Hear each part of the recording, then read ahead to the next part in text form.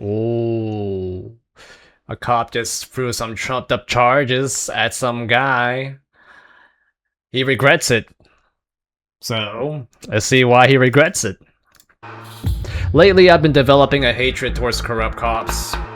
Thanks to the Lego scandal, so... Welcome to Audit the Audit, where we sort out the who and what and the right and wrong of police interactions. This episode will be somewhat different from our normal format and is a collaboration with our second channel, Audit the Court. Today, we will be covering the body cam footage from a police encounter here on ATA. Thank God, and then tomorrow, June 12th, 2026, we will be reviewing the trial stemming from the arrest that is documented in the body cam on ATC. You can find a link to Audit the Court in the description and in the pinned comment below. And now, let's dive right in. At approximately 2:30 in the morning on March 4th, 2026, David Pletz was riding his bicycle through an active construction zone in Detroit, Michigan, when Sergeant Brian Terachenok of the Detroit Police Department observed him traveling in the center of the vehicular traffic lane, rather than in the adjacent bike lane. Sergeant Terachenok issued 3 separate orders directing Mr. Pletz to move into the bike lane. Mr. Pletz refused and explained to Sergeant Terachenok that he believed that the bike lane was closed. Sergeant Terachenok asked Mr. Pletz to show him the sign closing the bike lane, and the interaction that followed was captured on Sergeant Terachenok's body The cop cam. felt like an idiot. His ego got hurt. Sign? I don't need a sign. Yeah, because you didn't look at it. You expect me to go through that? You see all this? Oh, wait a minute. You're telling me that you can't slow your... No, that's detour for street traffic. So you want to argue with me? Do you want me? Put that sign. Do you want me to take your information and do you want to argue with me? All I told you was to ride in the bike lane. Do I want a lawsuit? Yeah. Let me see your ID. I don't have it on. That's so bullshit. I think cops should be liable financially or liable for the shit that they done, because if they have the city pay for the damages that they cause, cops can do whatever. They'll be more comfortable doing whatever they want. So you want to argue with the police when you don't have your ID and you're riding in the middle of the road? State? No, you're committing an infraction right now. I'm not. You're supposed to. It said the law says ride as far as possible to the right. You see all of this? All of this. What's your name, sir?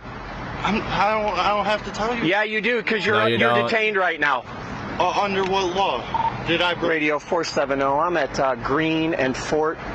This cop has a giant baton up his ass. What's your name? I don't think I have to do. Well, yeah, you do. You don't have to provide it. Well, I don't care what you think. I'm telling you.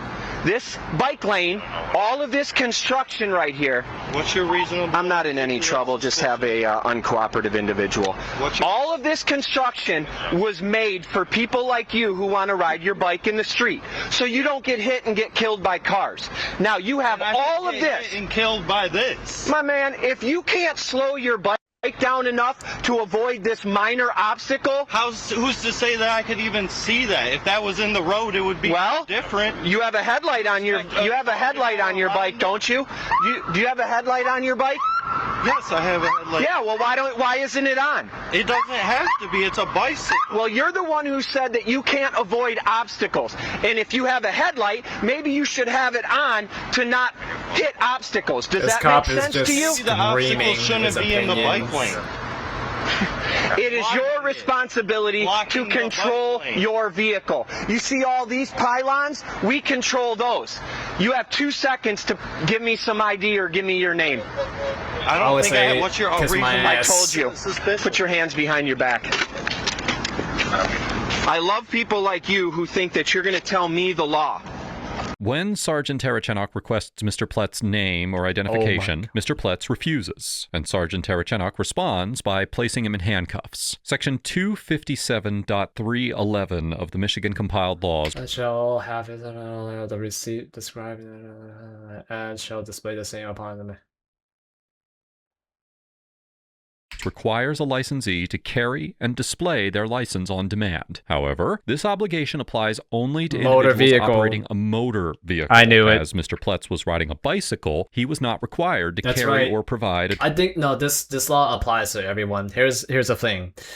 if you are driving a car and a cop asks you to provide your license or driver's license, I'm sorry, your ID or driver's license, you have to provide it when you're driving a car. But if you're walking or you're riding a bike, you don't have to provide it. Driver's license. Nonetheless, Mr. Pletz still may have been required to identify himself if Sergeant Terechenock had at least reasonable suspicion to detain him. Although Michigan has not passed a standalone so-called stop and identify statute, Section 750.479 of the Michigan compiled laws prohibits knowingly obstructing a police officer in the discharge of his duties. The statute explicitly includes in the definition of obstruct a knowing failure to comply with a lawful command. As the United States District Court for the Eastern District of Michigan explained in the 2020 case of Barrera v. City of Mount Pleasant, courts have interpreted that language to permit a finding of obstruction when a citizen refuses to identify himself during a lawful stop. Now, whether that theory applies here turns entirely on whether Sergeant Terechenock's detention of Mr. Pletz was lawful, a question that hinges on whether Michigan law actually required Mr. Pletz to ride in the bike lane, which we will explore in our companion episode on Audit the Court. You got anything on you I need to know about? I had a work blade in my front. You have a what? A work blade in my front. A knife. Okay. Probably, And just so you know, the warning that I gave you 3 times, telling you not to drive in the middle of a traffic lane when there's a bike lane provided, is my reasonable suspicion to talk to you. even though it's closed. It's not closed. That is a detour sign for vehicle traffic. Why is there a sign in the road blocking? It's a detour sign for vehicle traffic. And it's blocking the bike lane. That you can slow down and maneuver around. You're telling me that you can ride your bike. Mind you, you're riding your bike with no hands. The whole time I was behind you. I'm allowed to. Hurts my ears hearing this guy. At riding your bike with no hands, then I have no problem believing that if you put your hands on the bike, that you could go around that minor little sign right You see that little hand thing, like the twirl and then the crunch? You put Look your at his hands hand. on the bike, that you could go around that minor little sign right there. Yeah, you should have done that when I gave you a Oh nice my warning gosh. and told you to get out of the street. But no, you think This that cop you're Mr. is a Law Karen. Johnny awesome and you know everything. So walk over to this officer's car man. and give him all your information. Or you're going to get another charge for resisting obstructing. Nope, don't give him shit. Figure all that out. Make sure he doesn't have any other weapons on him.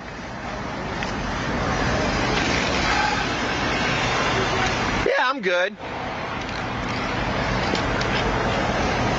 Riding down the middle of the lane, no hands on the bike, just acting like he's some BMX star, right? I give him a nice warning. Hey, He was not acting some BMX star. He was just cruising.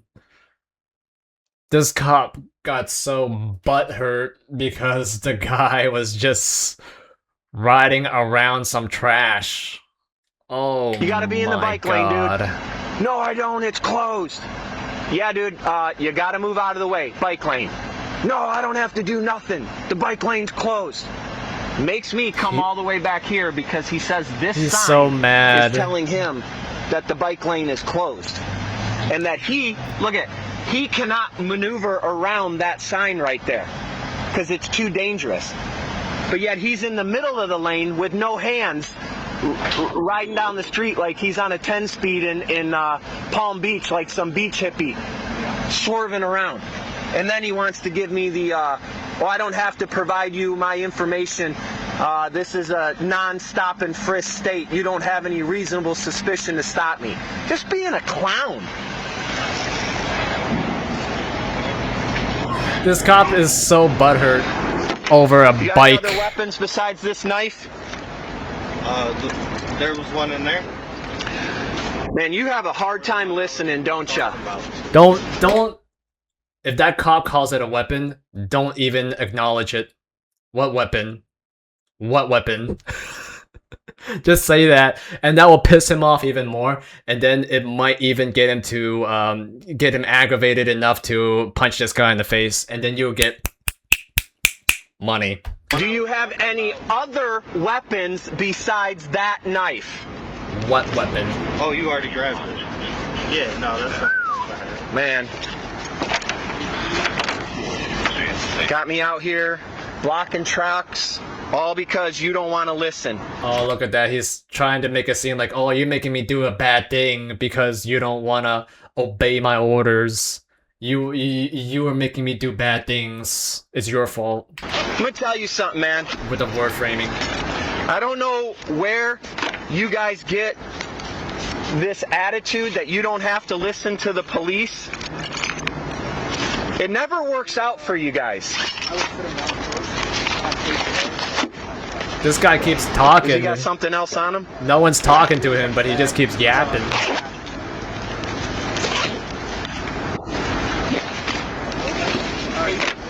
Illegal search and I'm gonna seizure. move my truck so this guy can go around. Once you get him in the seat, we'll pull off a little bit. Why are you in this? Yeah, man. Appreciate it. 470, we're secure. That Thank is you. another charge on the officer. Oh, I can't wait to look at the court. What? There's gonna be a good ending.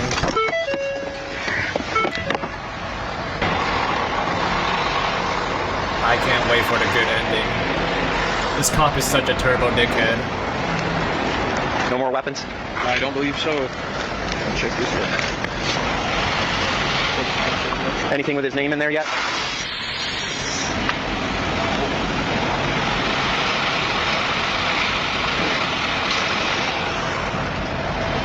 Did he give you his name yet?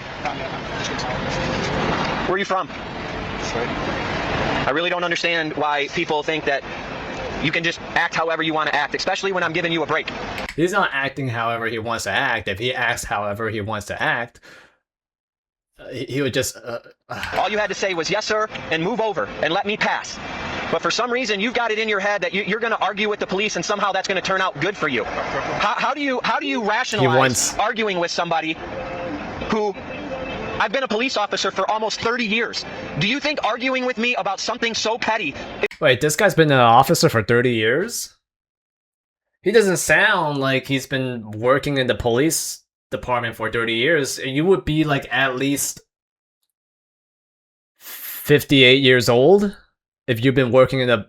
It's going to turn out good for you? Or do you think that maybe you should have just said, yeah, he's right? I would argue. I'll be like, 30 years? You've been working for the police for 30 years? How old are you? You look young. You sound young. And move on about my day? I'm gonna just say something. Okay. Well, you're going to give this officer your name right now, and then we're going to go from there. Sir, what's your name? Yes, you do. No, Or it's another charge. No, don't. Okay, well, under duress and coercion. Oh, you know what? There's no duress and coercion because nobody's hurting you. You are lawfully detained. Mr. Pletz agrees to provide his name, but states that he's doing so under duress and coercion. And Sergeant Tarachenok responds that there is no duress or coercion because no one's hurting him. The Supreme Court has long recognized that when a citizen provides information to police under compulsion, the voluntariness of that statement is a constitutional question determined by the totality of the surrounding circumstances. As the court explained in the 1973 case of Schneckloth v. Bustamante, the ultimate inquiry is whether the statement was the product of an essentially free and unconstrained choice, or whether the citizen's will was overborne and their capacity for self-determination critically impaired, regardless of whether physical force was employed. The court also identified a list of factors that could be weighed by a court in determining whether a statement was coerced under the totality of the circumstances, which include both details of the interrogation and lack of education or his low intelligence. Low intelligence. The characteristics of the suspect, such as their age, education, or intelligence. Critically, the court made clear that no single factor is controlling, and that the analysis demands a careful scrutiny of all surrounding circumstances, rather than a mechanical inquiry into whether physical force was used. Accordingly, Sergeant Tarachenok's assertion that the absence of physical harm foreclosed any possibility of coercion is not an accurate statement of the law. For ignoring a lawful order of a police officer, and for your information, my reasonable suspicion for stopping you is not reasonable suspicion, it's probable cause. You know, if I was that guy, I would egg that cop on. I'll be like, why you talk like a dork? Why you sound so geeky? I would try to piss him off as much as I can. right? To the point where if he starts drawing his gun, then I will tone it down. Then I can get another charge on him. There's 2 officers, and I think that these 2 other officers, they don't want to be involved with this at all. They know that this guy is crashing out, and they're like, okay, all right, let's just stay calm. Let's not say anything. Let this guy do all the talking. We will just follow protocol. Okay, let's chill and relax. And if I was the biker, I would just be like, hey, dork, no one's talking to you. Shut up. Were you a hall monitor? Because I observed you violating an infraction in front of me. Do you understand? So Oh if you my want to play God. jailhouse lawyer with me, you're about to get another charge of resisting obstructing an officer and failing to give your name. Do you understand? Okay, it can be under duress Give him all that. you want. So go ahead and give your name before you catch another charge. Kiss my balls. What's your date of birth? Thank you. You ever had a license? Have I ever? Yeah. Is David your first name or your middle name? David is my first name. You know, that's why he hangs out here. Should call Allen Park and see if they want him. Were these all issued to you when you were on a moped? Yeah. Is it all? They're all for impeding traffic. Dude, Yeah, driving. I was driving. What's his last name? Pletz. Mr. Pletz, I think that I have authority over you out here as a government official of the state of Michigan, the city of Detroit. Unless the law provides for it, which I don't think it is. I am a duly sworn officer. That's breaking the law. It's breaking the what? That is breaking. Where did you go to school? Your oath. What oath did I break of yours? Your oath. No, it's actually breaking my oath if I allow you to break the law in front of me and don't act. If you exercise color of law. I'm exercising my sworn duties to uphold the laws of this city and the state, which you were in violation of. this guy has been blinded by power. And now he will exercise his power to satisfy his own ego and rage. And the city is gonna pay for it. After I gave you a warning. I mean, so we can agree to disagree. I would love to have you disagree this in court before a judge. I think I'm going to. I would love to hear I'm this. probably going to contact the lawyer then. Good. I hope you do, because it's all recorded. And again, I don't understand where you get this understanding that you can just do whatever you think you want to do when you're lawfully stopped by the police. But you keep that up and you see how that works out for Regrets you. it in court. Oh, please show Sergeant me the ending. Terechenock tells Mr. Pletz Show that me the he ending. cannot simply do whatever he wants when he's stopped by the police. What a citizen's rights are during any police encounter largely depends on whether or not the officer has reasonable suspicion to detain or probable cause to arrest. As the Supreme Court explained in the 1983 case of Florida v. Royer, when an officer who lacks reasonable suspicion or probable cause approaches a citizen, they are not required to answer questions and may go about their way. However, where a lawful detention does exist, an individual is not free to physically leave and is required to identify themselves under Michigan law, as discussed earlier in this episode. Beyond those obligations, however, a detention does not suspend all of a citizen's remaining constitutional rights. For instance, the Supreme Court held in the 1987 case of Houston v. Hill that the First Amendment protects the right to verbally challenge and contest police conduct, and this protection does not evaporate simply because an individual is detained. A citizen who is stopped by police retains the right to remain silent, the right to refuse consent to a search, and the right to verbally dispute the basis for the stop, none of which amount to unlawful resistance in any legal sense. Accordingly, although a lawful detention carries real legal obligations, citizens like Mr. Pletz still retain many constitutional rights during such a detention. Because apparently it hasn't worked out for you in Allen Park either, where they gave you tickets for the same thing. It wasn't the same thing. Impeding traffic? I explained to him that I was driving. Oh, okay. Well, you like to impede traffic, whether it's on a car or on a bike. He doesn't Actually, that impeding like traffic to was do for it, lawfully but turning left on a yellow light because I was in the middle lane. Okay. Did you argue that one so vehemently with Allen Park? And the cop exercised his color of law authority over me. Oh, okay. So you've been arrested a few times. No, I didn't, because I didn't have the means to get there. Oh, so what, do you just sit on the internet and look up all these legal terms because you think you're going to intimidate police officers with your legal jargon? yes. He is very intimidated. I have to make Durham, I'm sorry, you asked me something? This cop is super intimidated that this guy is smarter Put in than there that I him. gave him several warnings to use the bike lane. He refused. I didn't have. Yeah, you did. You actually argued with I me. understand why I have to use the bike lane when it's blocked off. It's not blocked, okay? 90% of the lane in the road was blocked. You would say that's not blocked? Is that not 90%? I'm sorry that you can't maneuver your little bicycle around that little thing right there. If you can't see that, with this. Look at this street light, so brightly illuminating that little thing. Okay, well, next time. Maybe you need glasses or something. Maybe you shouldn't ride your bike without glasses. Next time on my way to work, way home from work, Go ahead. I'm going to ride over there. Go ahead. My leg, and then sue the city. Okay, so I got it all on video now that you're attempting to defraud the city by making a false lawsuit because of your own Who incompetence. said it was fraud? Who said I wouldn't accidentally hit it? The fact that you just told me you're going to do it is not an accident. So It's an accident. I'll key mark that on here. Because I do something doesn't mean it won't happen as an accident. Yeah, okay. I hope that works out for you because now that's a felony fraud He case. pat the Yeah, car. go ahead and roll this guy's window up. Good luck with that, buddy. Just issued several warnings, refused, got argumentative about This cop just wants to see that guy get in trouble. He's that rat that wants to see people get in trouble.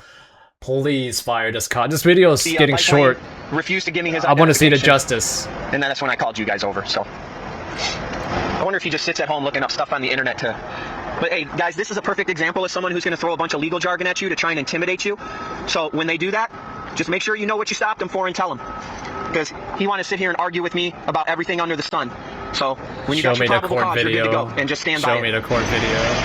Show me the court video.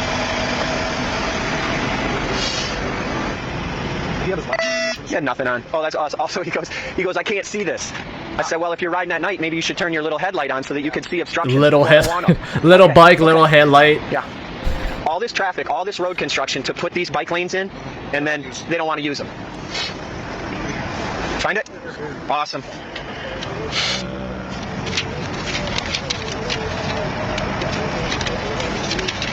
And roll his window down real quick. Mr. Platz, never once in my 30 years as a police officer have I ever bothered anybody that was just my... 30 years? He doesn't sound like he's been Wait, so let me see, 18. So he's at least 48 years old. At least. in their own business, okay? So when you're out here doing the right thing, the police don't bother you. Next time a police officer asks you kindly and gives you a warning and they're... Dude, so he's been working as a police officer for 30 years. Imagine how much bullshit he got away for 30 years. And now he's finally getting some punishment. polite to you, you should probably just take it and listen and stop trying to be a jailhouse lawyer. Stop trying to tell officers that you know the law better than them, because all this stuff that you're spewing is Are you just going done to get you crying? in more trouble one day. One Are of you these done days you're going to sit crying? here and actually resist an officer under this internet legal stuff that you guys look up. Resist and an you're gonna end up officer. getting hurt, because what you're doing is no good for yourself, okay? I wish you the best, but you need to read a book about what authority we really have out here. Here's your ticket.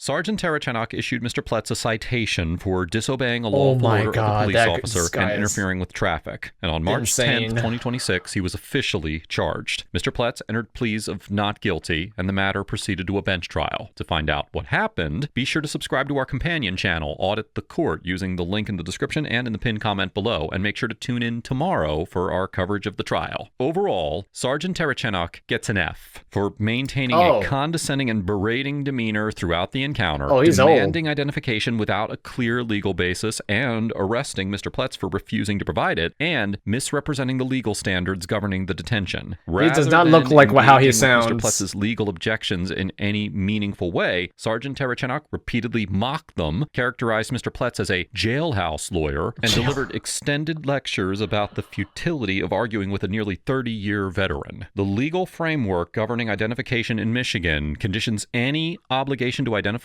on the lawfulness of the underlying detention, and that lawfulness is far from certain given the statutorily considered. Oh, you know what? There's no duress and coercion because nobody's hurting you. You are lawfully detained.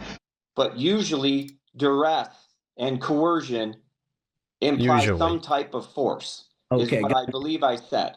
I got you. So we're there. We're that. Usually it could. Now, whether the stop itself was lawful is a question that we're going to take up on Audit the Court tomorrow. But the body camera footage here establishes a pattern of legally unsound commands that were delivered with unnecessary contempt towards a citizen who was attempting to engage with the law rather than circumvent it. Ultimately, this encounter amounted to a situation where an ego-driven officer berated and arrested a citizen for asserting his constitutional rights, all while being wrong about the law himself. Mr. Pletz gets an A for demonstrating a meaningful understanding of his constitutional rights, maintaining his legal positions in the face of aggressive pushback from Sergeant Tavernok, and don't trip fighting out. the charges against him in court. Mr. Pletz correctly identified that the bike lane order was not grounded in a statutory requirement. He refused to provide identification while articulating a legal basis for that refusal, and invoked his right to challenge the stop verbally without physically resisting, all of which reflect a citizen with a genuine and functional understanding of the rights available to him. His decision to provide his name while explicitly noting that he was doing so under compulsion was also legally significant, as it preserved his objection without escalating the encounter in a way that could have supplied independent justification for additional charges. Rather than absorbing the encounter as a loss, Mr. Pletz challenged the charges in court. Although Mr. Pletz was at times combative in ways that did little to de-escalate a situation that was already volatile, he remained within his First Amendment rights throughout the encounter. I commend Mr. Road. Let us know if there is an interaction or legal topic I